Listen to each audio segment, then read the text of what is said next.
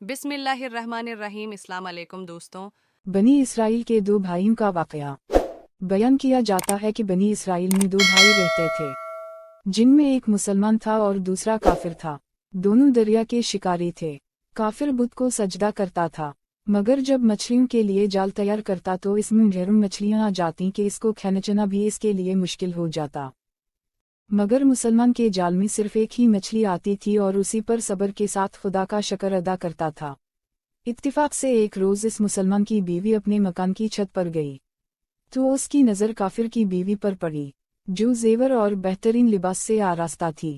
یہ دیکھ کر اس مسلمان کی بیوی کے دل میں خیال پیدا ہوا کہ کاش میں بھی ایسی ہی ہوتی۔ تو کافر کی بیوی بولی تو اپنے شوہر کو آمادہ کر لے کہ وہ بھی میرے شوہر کے معبود یعنی بت کی عبادت کیا کرے، تاکہ تو بھی میری طرح مالدار ہو جائے۔ یہ سن کر مسلمان بھائی کی بیوی غمزدہ سی ہو کر نیچے آ گئی، اور جب اس کا شوہر گھر آیا تو اس نے بیوی کو اداس دیکھ کر دریافت کیا، آخر کیا بات ہے جس سے تو اس قدر غمزدہ معلوم ہوتی ہے؟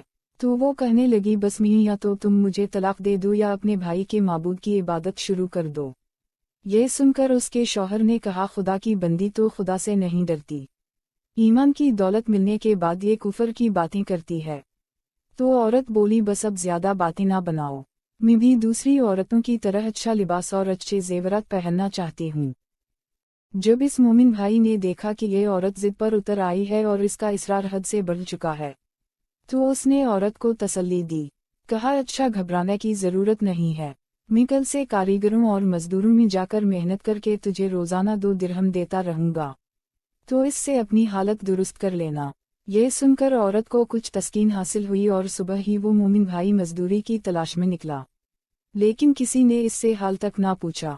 یہ دیکھ کر وہ دریا کے کنارے پہنچا اور شام تک اللہ کی عبادت میں مصروف رہ کر رات کو جب گھر آیا تو بیوی نے دریافت کیا، آج تم کہاں تھے؟ وہ کہنے لگا، میں بادشاہ کی خدمت میں مصروف تھا، اس نے مجھ سے 30 دن کام کرنے کی شرط کی ہے۔ عورت نے کہا کہ آخر وہ بادشاہ تمہیں کیا دے گا؟ تو اس نے جواب دیا کہ میرا بادشاہ بڑا کریم ہے اور اس کے خزانے مال و دولت سے بھرے ہوئے ہیں، وہ مجھے وہ دے گا جو میں چاہوں گا۔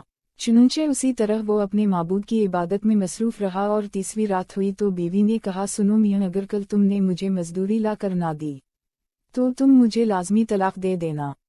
یہ سن کر اس کو اس قدر پریشانی لاحق ہوئی، اور 30ویں صبح کو اس نے ایک یہودی سے کہا، کیا تم مجھے مزدوری پر لگا لوگے؟ یہ سن کر یہودی کہنے لگا کہ ہم تم کو مزدوری تو مل جائے گی، لیکن شرط یہ ہے کہ میرے پاس تمہارے کھانے پینے کا کوئی انتظام نہ ہوگا۔ چنانچہ وہ مومن بھائی روزے کی نیت کر کے یہودی کے ساتھ ہو لیا۔ اللہ تعالیٰ کے حکم سے ایک فرشتہ 29 اشرفیوں ایک نورانی تھیلی میں لے کر اس کی بیوی کے پاس پہنچا اور کہنے لگا، میں بادشاہ کا قاصد ہوں، اس نے یہ اشرفیوں لے کر مجھ کو تیرے پاس بھیجا ہے اور فرمایا ہے کہ تیرا شوہر ہمارے پاس کام میں تھا، ہم نے اس کو نہ چھوڑا یہاں تک کہ اسی نے ہم کو چھوڑ دیا اور یہودی کے پاس چلا گیا۔ اگر وہ ہمارا کام کرتا تو ہم اس کو اور زیادہ اجرت دیتے، بس یہ ایک اشرفی کی کمی اسی وجہ سے ہے۔ چنانچہ وہ عورت ان اشرفیوں میں سے ایک اشرفی لے کر بازار گئی۔ سنار نے اس کی 1000 قیمت عورت کے ہاتھ میں رکھ دی، اور جب شام کو وہ مومن بھائی گھر واپس لوٹا تو عورت نے اس سے دریافت کیا، آج تم کہاں تھے؟ اس نے جواب دیا کہ آج میں ایک یہودی کے کام پر گیا ہوا تھا۔ تو بیوی کہنے لگی کہ آخر بادشاہ کی خدمت ترک کر کے تم دوسرے کی خدمت کیوں کرتے ہو؟